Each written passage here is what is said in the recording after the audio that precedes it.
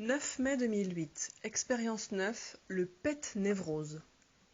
Suite à nos diverses expériences sur l'énergie, je mets au point la théorie suivante sur le fonctionnement de notre corps. L'inconscient contient notre mental. Il crée l'émotionnel. L'émotionnel crée la circulation énergétique. La circulation énergétique crée le corps. C'est simplifié, sûrement pas vraiment juste, mais il me semble que le meilleur moyen d'avoir un effet concret sur l'énergie et surtout sa mauvaise circulation dans notre corps reste de travailler sur l'inconscient. En effet, le yoga ou autres techniques peuvent réguler le flux d'énergie, mais pas modifier la façon dont celle-ci circule dans notre corps. Pour moi, chaque blocage d'énergie est un problème psychologique qu'il faut résoudre. Nous décidons donc de mettre une technique au point. Ma mère est passionnée de psychologie et adore nous réciter tous les cours qu'elle lit pendant les repas. Donc en quelques années de repas à la maison, j'ai fini par avoir des notions de base. À ce moment-là, elle est en psychanalyse et ne cesse d'en vanter les vertus. Il semblerait que tu t'allonges, tu parles, et les lapsus de ton inconscient font remonter un événement passé qui est la source d'un problème actuel. Lorsque cet événement qui était inconscient devient conscient, le problème est résolu. Mais apparemment, c'est très long, car il faut attendre que le problème remonte tout seul.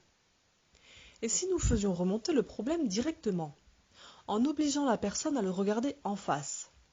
Je vous rappelle que je vois facilement les problèmes des gens, et je me dis que si on assoit une personne, qu'on lui dit son problème en boucle jusqu'à ce que le mécanisme de défense cède, probablement qu'on pourrait l'en libérer. Aussitôt dit, aussitôt fait, et avec Pascal, nous nous lançons dans des expériences à tout va. Armés d'une bonne dose de résolution, nous attaquons à bras le corps. Pascal fait les frais de notre première tentative et je viens juste après. Je ne saurais dire aujourd'hui sur quels problèmes nous avons travaillé tellement ils étaient nombreux. Mais une séance se déroulait toujours de la même manière.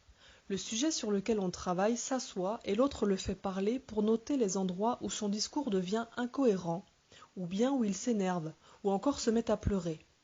Le moment où l'inconscient se met en processus de défense.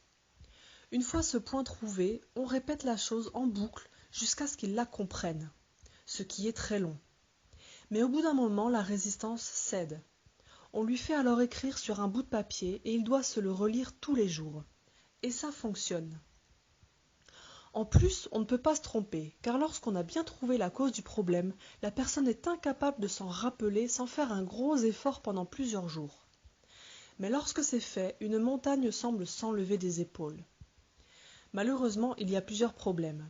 D'abord, c'est très long, et ensuite c'est très douloureux, psychologiquement parlant. Par ailleurs, nous n'avons aucune idée du nombre de problèmes qu'il va falloir sortir avant de nous rééquilibrer entièrement.